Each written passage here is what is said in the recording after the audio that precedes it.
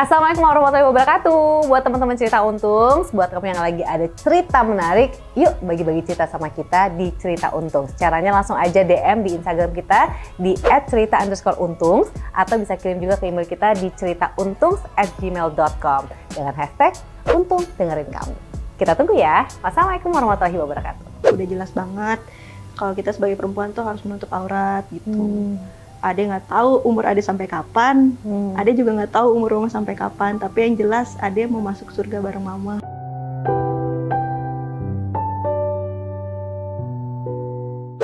Ada nggak yang menawarkan kamu untuk main sama mereka, ya mungkin nggak tahu ya, tawaran yang menggiurkan, tapi kamu disuruh lepas hijab?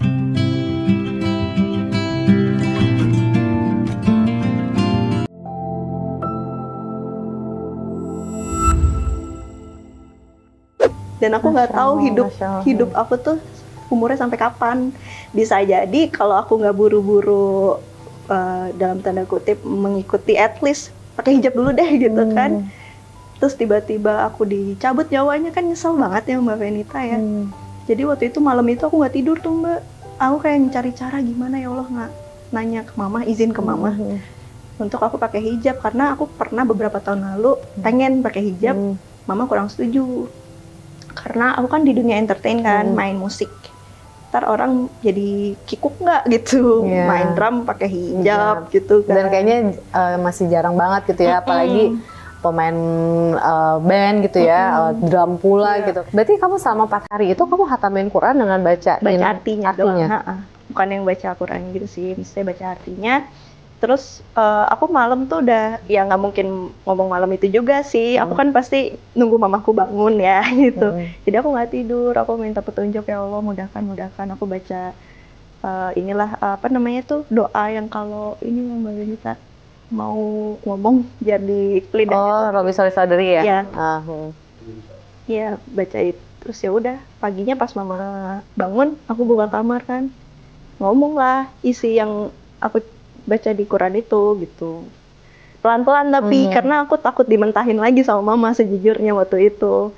Jadi terus penjelasan apa yang surat itu yang bikin kamu benar-benar yakin banget, terus kata-kata itu juga yang kamu jadiin pamungkas lah gitu ya untuk bilang ke Mama gitu bahwa memang kita sebagai wanita harus pakai hijab menjulurkan menutup aurat kita.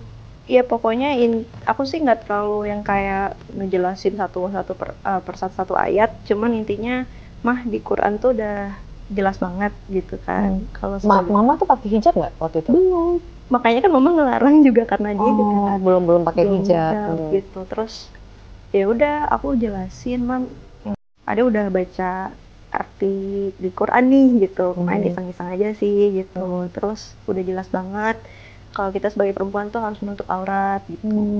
Ade nggak tahu umur Ade sampai kapan, Ade juga nggak tahu umur Mama sampai kapan, tapi yang jelas Ade mau masuk surga bareng Mama.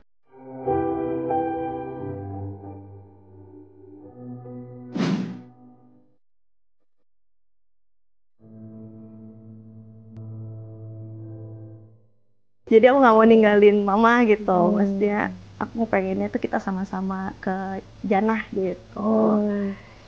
Ya udah, alhamdulillahnya waktu itu Mama ini sih menerima dan iya gitu, kayak ya udah Mama juga pakai hijab. Ya udah aku peluk Mama waktu itu kayak nangis-nangisan berdua. Aduh, Masya Allah. Gitu. Minum dulu deh. Aku tuh paling gengsi nangis, jadi aku minum aja. Udah kamu nggak usah, aku aja. Aku wakilin. Aduh, benar-benar ya. Berarti saat itu kamu sama Mama bisa dibilang bareng berarti pakai kerudungnya? Bareng. Terus apa yang kamu rasain ketika pertama kali pakai? Tenang banget, benar-benar tenang banget. Benar-benar hari pertama aku pakai hijab tuh hatiku tenang, hariku ceria gitu. Aku ngerasain beda banget sih. Kayak lagu ya? Emang musisi larinya ke lagu tuh.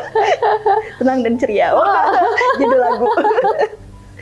Gitu kayak, wah pokoknya luar biasa deh. Aku juga kan sempat kayak waktu itu lagi ini sih zaman-zaman bikin vlog gitu kan. Jadi kayak aku juga berbagi pengalaman aku. Jadi kayak hidup aku tuh pengen yang bermanfaat aja lah pokoknya buat orang gitu. Pokoknya yang baik-baik aja. Pokoknya tujuan aku hidup ya apa namanya untuk bekal kan. Iya, karena kan dunia sementara doang. Betul, ya. dunia sementara. Jadi aku kayak nyiapin bekal ya, yang lain-lainnya mah ya selewat-lewat lah. Masya Allah. Tapi kamu kepikiran nggak sih, dulu aja jujur, ya mungkin aku memutuskan untuk berhijab itu lebih lama waktunya dibanding kamu. Berarti kan di usia-usia kamu masih 20-an, kamu udah siap untuk mutusin berhijab gitu. Aku aja bisa, waktu itu aku sekitar 30-an lebih aku baru mutusin untuk berhijab. Karena waktu itu banyak banget sih yang dipikirin gitu ya. Ya apalagi kayak kita di dunia entertainment gitu ya. Terus kita ngerasa bahwa kita penghasilannya lumayan dari sini gitu ya. Pencapaian kita juga bukan sehari 2 hari berada di sini, tapi udah bertahun-tahun kita bina supaya bisa dapat posisi seperti itu. Dan memang keputusan berhijab itu kan banyak banget gitu ya opsinya gitu ya. Maksudnya istilahnya kayak aduh nanti kalau berhijab aku masih bisa kerja nggak sih? Masih ada yang mau iniin aku lagi nggak sih? Nah kalau kamu sendiri gimana? Ada nggak sih kepikiran kayak gitu atau bener-bener pure baca Quran dapet makna artinya Masya Allah banget langsung nyerap aja atau gimana? Langsung nyerap aja dan sisanya aku kayak ya udah ya Allah aku kayak ikhtiar aja. Pokoknya apapun rezeki aku gitu aku udah serahin. Jadi aku terima aja ketetapan Allah. Nggak ada, maksudnya nggak ada yang aduh gimana ya, ada yang masih itu nggak ada kepikiran sih tuh. Maksudnya alhamdulillahnya ya, alhamdulillahnya aku kayak mikirnya ya udah pokoknya ini semua ketetapan Allah, yang penting aku ikhtiar gitu, kayak nyari pekerjaan apa yang selama halal pasti Allah akan kasih lah rezekinya gitu. Alhamdulillahnya. Alhamdulillahnya. Ya. Terus akhirnya setelah kamu berhijab, orang-orang sekitar kamu gimana? Nah itu adalah tricky banget kan, musisi ya gitu kan, tahu sendiri kan aku kan emang orangnya rame banget sih Mbak Fenita kalau sama teman-teman gitu kan. Aku berusaha nunjukin aku tetap Alsa kok, tetap Alsa gitu. Jangan berubah dong gitu ya. Aku kalau ketemu dia bahkan jadi kayak lebih wah gitu. Jadi supaya mereka tuh kayak, karena mungkin kayak aduh gue nggak enak sih sama lo karena lo pakai hijab kan banyak kayak gitu kan. Apalagi cowok-cowok kayak langsung kayak gue harus gimana nih, mau masih cipika-cipiki atau apa gitu ya. Iya, tapi aku kayak berusaha yang kayak halo aku tetap Alsa yang dulu kok gitu. Oh jadi kamu berusaha untuk lebih cair ke mereka supaya mereka nggak apa namanya kaku-kaku atau gimana gitu. Jadi alhamdulillah teman-teman sih kayak nerima aja gitu. Mereka ada nggak sih nanya, lo mimpi apa sih semalam atau apa sih kok lo bisa tiba-tiba jadi berubah kayak gini gitu? Tapi kalau teman-teman yang emang kenal aku dia pasti tahu perjalanan hidup aku gitu kan, naik turunnya, waduh kayaknya drastis banget gitu. Iya, roller coaster banget. Jadi kayaknya mereka juga udah paham sih. Akhirnya kan seperti ini kata mereka sih gitu. Oh, mereka udah kayak gue ada feeling nih lo bakal gini deh gitu. Soalnya mereka tahu gitu, alhamdulillahnya tuh kalau aku kalau misalnya lagi latihan gitu, ke musola apa segala macam, mereka udah tahu gitu, oh ini si Alsa tuh effort kok gitu, sholat 5 waktu apa segala macam gitu. Jadi pasti cepat atau lambat nih anak-anak berhijab nih pasti. Masya Allah, emang udah ini ya. Nah tapi ketika kamu pakai hijab gitu ya, mungkin kalau misalnya kita pindah gitu ya dari belum pakai hijab terus mutusin untuk nutup aurat, ya memang kita tahu ketetapannya dan memang harus kita lakuin saat itu. Nah tapi setelah kita berada di situ, ngejaganya ini kan lumayan banget gitu ya, apalagi manusia tuh aduh naik turun banget tuh. Biasa sih. Nah ini kamu gimana untuk ngadepin ini semua? Luar biasa, iya ini bener banget sih Mbak, susah banget ya maksudnya untuk istiqomah gitu ya. Wah susah banget. Tapi memang aku kalau udah mulai agak low gitu ya imannya gitu kan, aku charge lagi ya karena mungkin belum sempat datang ke kajian-kajian secara offline. Aku pasti ke lihat di YouTube sih gitu, ngelihat. Aku paling seneng banget Ustadz Khalid Basalamah. Iya, Ustadz Basalamah. Tapi pengen juga sih kayak rutin kajian gitu, insya Allah. Terus apa sih godaan yang paling berat kalau di duniawi musik? Tuh luar biasa. Duniawi, pergaulan aja sebenarnya itu udah ini sih. Maksudnya pergaulan bukan berarti kayak minum, ngerokok atau segala macam. Maksudnya secara pergaulan kita ikut jadi terlalu drama duniawi gitu-gitu kan ya enggak ya. Paham lah ya, apalagi umur-umur aku, terus aku juga di di musik gitu, mulai ada adik-adik gitu kan, banyak drama-drama apa segala macam. Kalau terlalu terbawa tuh kayak aku mikirnya jadi duniawi terus gitu. Jadi aku nyari balance aja sih sebenarnya. Ngerti gak sih Mbak? Kayak jadi emang harus kayak gue udah ngeliat mental health aku harus terganggu. Mental health terganggu. Aduh udah usaha Thalit mana? Usaha Thalit tentang gelisah. Kalau nggak langsung ke restoran Ajwa aja deh, langsung ke situ. Tentang kegelisahan gitu kan, tentang apa namanya yang kurang bersyukur. Oh jadi udah langsung to the point aja ya, temanya ini gitu ya. Yang aku butuhkan. Gitu Mbak. Ada nggak yang menawarkan kamu untuk main sama mereka, ya mungkin nggak tahu ya, tawaran yang menggiurkan, tapi kamu disuruh lepas hijab?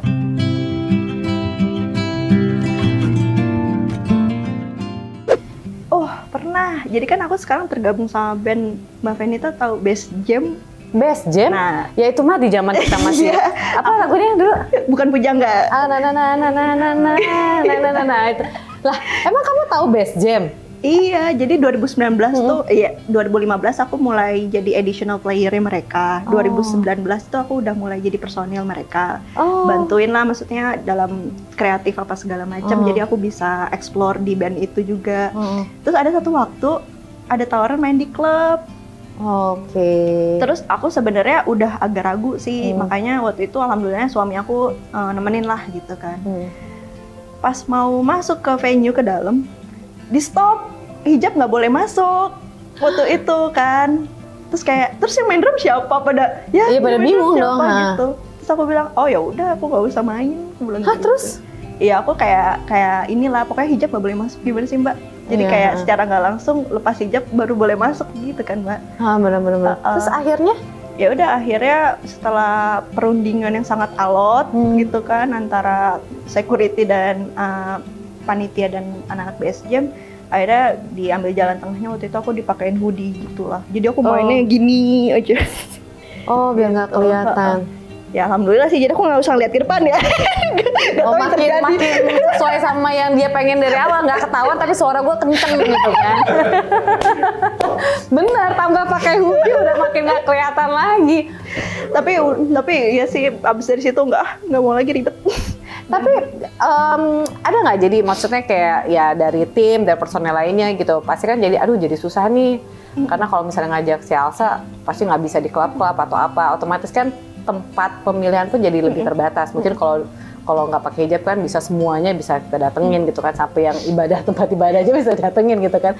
Nah perayaan apa bisa main gitu. Sempat nggak ada kayak orang terdekat atau apa kayak udah lu lepas aja atau gimana? Kalau ke situ sih nggak ada yang berani sih, alhamdulillah. Karena aku emang prinsip banget sih, maksudnya apapun yang terjadi nggak akan itu. Jadi mendingan Anda cari yang lain. Keren. Soalnya ya istiqomah aja susah ya. Terus ini mau cabut, mau ulang lagi dari awal gitu kayak, aduh, nggak deh, PR banget. Masya Allah. Ini aja aku masih struggling banget Mbak. Bener-bener. Ya maksudnya lingkungan aku gitu ya di musik kan macam-macam ya. Jadi bener-bener struggling banget. Harus sering-sering ketemu Mbak Venita yang soleh-soleha gitu. Kita juga sama, masih belajar semuanya ya. Insya Allah kita dikumpulkan sama lingkungan-lingkungan yang saling support. Kayak aku senang banget sih kalau ngobrol-ngobrol kayak gini tuh kayak nge-charge lagi kan. Aduh, Masya Allah. Aku juga malah dapat ilmu baru lagi nih. Iya. Nah tapi Elsa ini kan sebenarnya ya teman-teman semua, beliau ini bukan cuma sekedar ngedrum atau apa, tapi ternyata beliau itu udah S2 loh. Jadi S1-nya tadi ngambil hukum, terus S2-nya ngambil haki. Jadi mau kayak apa ya, dia punya prinsip banget. Lo mau ngapa-ngapain gue juga bisa yang lain gitu ya, Masya Allah. Dan itu dibuktikan gitu. Dibuktikan bahwa semua ilmu itu memang bermanfaat banget, Insya Allah ya. Pokoknya buat kita tuh, apalagi untuk perempuan-perempuan gitu di luar sana gitu ya, jangan ngerasa bahwa ya udah deh aku cukup ini aja pelajaran di sini doang, tapi ya tetap nyari ilmu tuh nggak ada habisnya ya. Karena mindset sih ya Mbak Venita gitu. Kalau kita sering belajar, mindset kebentuk, prinsip, terus udah disiplin gitu-gitu. Oh iya, betul. Nah terus kamu ketemu sama suami gimana ceritanya tuh? Wah, orangnya nggak ada nih. Serunya dia yang cerita sebenarnya, karena yang banyak dramanya dia. Jadi dulu tuh memang pas aku tuh agak lelah gitu Mbak Venita. Jadi Waduh. setelah mental health aku terganggu gitu ya. Jadi setelah almarhum meninggal tuh memang banyak lah cowok-cowok yang deketin, sosok kasih support gitu kan. Ya itulah namanya ujian lagi, ya Allah, kayak mau ini lagi ngetes terus gitu kan. Yang paling nyaman ya beda agama lagi Mbak. Astagfirullahaladzim. Jadi setelah yang itu ada lagi yang beda lagi? Dan ya waktu itu pilot beda agama. Kayak aku adore banget sih karena dia hampir mirip gitu kan sama almarhum pembawaannya apa segala macem. Berarti umurnya juga jauh lebih ini lagi juga? Nah kebetulan dia seumur sih kalau yang ini. Cuman agak-agak tua aja pemikirannya.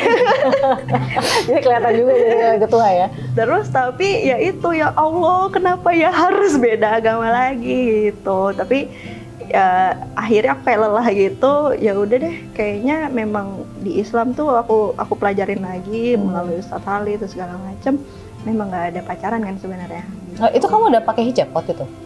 Dulu aku ingat-ingat belum lah. Belum ya? Belum lah, mungkin dia nggak mungkin deketin aku lah kalau udah pakai hijab. Tapi kan ya siapa tahu ya. Itu juga masih belum, tapi belum. Berarti kamu belum pakai hijab juga udah dengerin Ustadz Khalid? Oh iya, udah mulai memperdalam lah gitu. Tapi ya selewat-lewat gitu. Nah 2016 ke 2000, kan almarhum meninggal tuh 2016. Aku pakai hijab 2018 awal. Jadi memang prosesnya lumayan nggak terlalu cepat juga sih sebenarnya gitu. Ya udah, ya itu ketemu dia yang beda agama lagi, terus aku kayak mikir kayaknya di Islam nggak ada pacaran kan gitu kan, mendekati zina gitu ya, walaupun kita mungkin pacarannya nggak yang gini-gini banget tapi takut gitu. Terus aku bilang ta'aruf sih.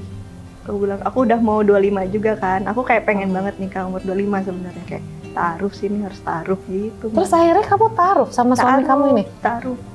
Masya Allah, ini udah anak baik-baik banget. Gak pakai pacaran, alhamdulillah. Aduh, gue malu tuh Mas. Tapi kan prosesnya kan ketemu lagi yang beda agama. Allah, tapi enggak, maksudnya niat kamu emang benar-benar ke arah sana gitu loh. Maksudnya aduh dijaga gitu loh. Kadang kan ya bayangin, dari kecil kamu harus mengalami orang tua yang divorce, terus juga ya pergaulan kamu gitu dan lain sebagainya. Tapi Allah tuh sayang banget gitu loh sama kamu, Masya Allah, ngejagain banget. Terus akhirnya kamu ta'aruf beneran? Ta'aruf, jadi kita nggak pakai pacaran dulu. Lebih tepatnya sih sebenarnya dia ngejar aku melalui mama. Pinter ya? Shortcut. Iya, dia deketin aku melalui mama, keluarga aku bahkan lebih duluan deket sama suami kamu ini. Iya, bahkan kayak mereka tuh udah, aku kan sibuk ya, aku kayak sama keluarga tuh memang kalau mereka keluar liburan, aku jarang ikut gitu kan. Jadi yang ngasuh keluarga aku tuh suami aku, waktu itu belum nikah sih gitu. Kayak tiba-tiba mama tuh lagi di mana gitu, tapi nggak ngomong sama siapa gitu, kayaknya lagi ngambil hati mama dan kakak aku. Oh gitu? Iya, jadi ya gitu Mbak. Nah udah gitu dia mulai ngedeketin aku mungkin dengan ya mama aku kayak ada andilnya juga lah gitu kan. Si adek suka sushi, ajak makan sushi gitu misalnya. Jadi ngasih tahu lah ya apa aja yang kamu suka segala macam. Iya, pintar juga sih dia. Terus akhirnya berapa lama tuh prosesnya? Setahun. Jadi ya ngajak ketemuan gitu. Pokoknya tapi aku bilang aku nggak mau ya gitu kalau misalnya pacaran, aku udah komitnya pengennya ta'aruf gitu kan. Jadi waktu itu selama setahun tuh kita saling mengenal, tapi kayak ditemenin mama gitu loh. Oh, selalu ada orang ketiga gitu ya? Ditemenin mama gitu pokoknya. Tapi kayaknya mama ngebet banget nih gitu kan, ada apa sih? Aku bahkan kayak suka waktu itu ada kejadian, dia tuh fans aku sebenarnya. Jadi di Instagram bahkan nge-DM mama gitu. Jadi sebenarnya dia ngikutin aku dari sosial media. Gitu. Aduh luar biasa, fans jadi suami loh. Tuh, nggak ada yang tahu. Jadi apa yang membuat kamu jadinya jatuh hati sama dia? Adalah momen kayak kita lagi sering ngobrol apa segala macam, terus aku ngeliat mama aku, kakak aku, ponakan-ponakan aku tuh deket, kayak happy mereka gitu. Terus aku lihat backgroundnya dia sekolahnya pesantren, terus dia S2. Jadi aku tuh berdoa sama Allah Mbak. Jadi ta'aruf tuh aku sambil berdoa sama Allah, ya Allah, jangan musisi. Mintanya ya Allah jangan musisi. Padahal dia musisi. Jangan musisi, sekolahnya minimal S2 gitu kan. Terus orangnya putih, aku suka banget cowok putih, agak berisi gitu. Terus udah gitu agamanya baik. Bagus gitu. Ya udah muncullah dia dengan segala kriteria yang aku mau, dan keluarga aku semuanya pada suka, seneng, sayang sama dia. Apalagi yang harus aku kayak alasan aku buat nolak dia gitu. Ya aku bismillah aja ya. Juli aku khitbah, Desember aku married.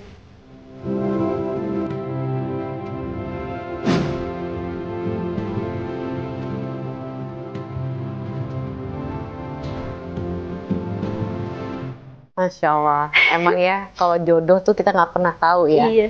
Jodoh. Dan Mbak, ini nggak tahu kebetulan atau enggak, tanggal lahirnya sama-sama almarhum. Hah? 8 Juni. Almarhum juga 8 Juni. Terus gimana nih? Dia dan bapaknya. Bapak juga 8 Juni. Ya Allah, semuanya jadi ini lagi ya, ingat-ingat lagi. Iya. Tapi semua yang kamu alamin ini, dia semua tahu? Tahu dan Masya Allahnya tuh awal-awal nikah, ya sampai sekarang sih. Jadi kalau misalnya aku udah lama nggak nyekar ke almarhum, dia malah nawarin. Kamu udah lama nih nggak nyekar, nggak mau nyekar ke San Diego, yuk aku temenin. Dia bahkan kayak gitu. Ini banget doain ya, yuk gitu. Legowo banget gitu ya. Terus kalau kan kakaknya almarhum namanya Kak Sara, kamu udah lama nggak ngopi sama Kak Sara, yuk kita samperin Kak Sara yuk. Kak Sara itu kan kakaknya almarhum dan mereka cuma berdua. Jadi kayak Kak Sara pun deket sama suami aku, jadi kayak pengganti adiknya juga gitu loh, Mbak. Jadi kita kayak bisa bersatu tuh alhamdulillah banget sih gitu. Maksudnya kita sebagai manusia gitu ya, silaturahmi tetap terjaga, sama-sama ngisi kekosongan masing-masing gitu. Masya Allah, jadi malah deket terus ya. Jadi intinya juga walaupun ya berbeda keyakinan juga bukan berarti kita nggak bisa silaturahmi gitu ya, tapi tetap sama keluarga juga tetap terjaga. Masya Allah ya, benar-benar hidupnya tuh kayaknya lurus aja walaupun di dunia permusikan ini gedebuk, tapi tetap aja ya. Suami udah mulai ada komplain nggak? Tapi dia juga fans ya, dari awal memang ngefans kamu udah main drum sih ya? Aku awal nikah bahkan nanya, kamu kalau kamu mau aku jadi ibu rumah tangga nggak apa-apa. Aku udah ngomong gitu. Tapi dia bilang, jangan dong, aku kan suka sama kamu karena kamu main drum. Gimana tuh? Siap-siap di dalam rumah tuh udah deh kelar semuanya. Oh jadi suami sama sekali nggak ngebatasin untuk kamu berkarya apa gitu? Enggak, sama sekali support dan ya alhamdulillah support. Masya Allah. Dan sampai sekarang kamu masih jalan terus musiknya? Dan tadi juga kan udah S2 gitu ya, udah hukum pertama, terus juga S2-nya Haki, dan ternyata sekarang juga bukan cuma sekedar belajar doang. Awalnya pengen karena ini ya, karena mau mengamankan diri sendiri. Akhirnya mengamankan teman-teman musisi juga. Dan dapat cuan lah juga dari situ ya. Alhamdulillah ya. Alhamdulillah. Ternyata. Nah ini berarti kamu istilahnya double profesi dong berarti ya. Musisi juga, terus juga sebagai orang legal juga. Tapi selama kamu jalanin yang paling kamu suka yang mana? Ya sebenarnya aku agak bosenan. Jadi kadang-kadang aku lagi seneng di musik kayak wah musik, tapi kalau aku bosan kayak ada pengalihan hal yang lain gitu yang juga menghasilkan, aku bisa pindah dulu ke legal consultant. Jadi kayak berat ya. Aku mikir loh. Jadi kayak dua-duanya kayak pengalihan yang bikin aku jadi nggak bosan sama profesi aku sih, Mbak Venita. Gitu. Berarti tuh udah berapa tahun ya? Udah dari umur 8 tahun sampai sekarang main musik. Terus aku jadi legal consultant sejak 2019. Masya Allah ini keren banget nih. Senang banget kita bisa ngobrol di sini. Asli senang banget karena dari tadi tuh ya kamu juga ngejelasinnya dengan senyuman kamu, dengan gengsinya kamu, gengsinya dia nggak mau nangis, udah melo-melo, langsung minum. Melo-melo. Tapi Masya Allah ceritanya tuh, aduh, walaupun dibilang roller coaster gitu ya, tapi memang saat itu Asa yang ngalamin saat itu ya. Kita kan sekarang cuma dengerin cerita, tapi apa yang sebenarnya dirasain gitu pasti pas sedihnya ya sedih banget gitu ya. Tapi dia tetap bawainnya dengan senyum, Masya Allah. Tapi mungkin bisa nggak kamu kasih pesan juga mungkin buat teman-teman juga yang buat nonton, melihat Alsa di masa lalu dan juga lihat Alsa yang di masa sekarang. Berat nih. Yang enteng-enteng aja ya. Ya itu balik lagi sih, maksudnya umur nggak ada yang tahu. Jadi perbanyak aja amalan, jauhi larangannya, dekati apa yang diminta sama Allah gitu ya. Apa yang dihalalkan kita lakukan, yang diharamkan kita jauhkan. Karena umur nggak ada yang tahu, dan memang tujuan hidup kita itu bukan dunia sih, tapi akhirat. Dan dunia itu hanya sementara, kita nggak pernah tahu. Mungkin aku pulang dari sini tiba-tiba cabut nyawanya gitu. Jadi harus bermanfaat dan pergunakan waktu sebaik mungkin dalam ibadah. Insyaallah. Dan sebaik-baik berat banget loh. Ini buat diri aku juga sih sebenarnya. Sama-sama ini buat nambah ini lagi ya. Pesan buat mama. Aduh, jangan dong. Aduh, ya buat mama terima kasih banget udah ngebesarin adik sampai sekarang, sampai akhirnya bisa punya prinsip yang kuat, bisa sekolah sampai S2 juga karena mama gitu yang udah galak dan keras sama adik. Jadi terima kasih banget buat mama, semoga kita bisa sama-sama belajar untuk tetap menjadi orang yang baik dan lebih baik lagi sampai akhirnya kita sama-sama ke jannah. Amin, amin, rabbal alamin. Masya Allah, terima kasih ya Alsa atas ceritanya. Masya Allah, buat teman-teman semua juga terima kasih banyak udah ngedengerin obrolan kita. Mudah-mudahan obrolan kita ini banyak banget manfaatnya, banyak inspirasi yang bisa diambil. Dan juga buat teman-teman semua yang pengen nge-share juga, monggo silahkan. Sekali lagi terima kasih. Dan juga buat teman-teman semua, terima kasih udah nontonin Diary Mimi di Cerita Untung. Buat teman-teman yang mau update terus, nyalain loncengnya kalian dan juga pastinya subscribe di Cerita Untung. Kita pamit, wassalamualaikum warahmatullahi wabarakatuh.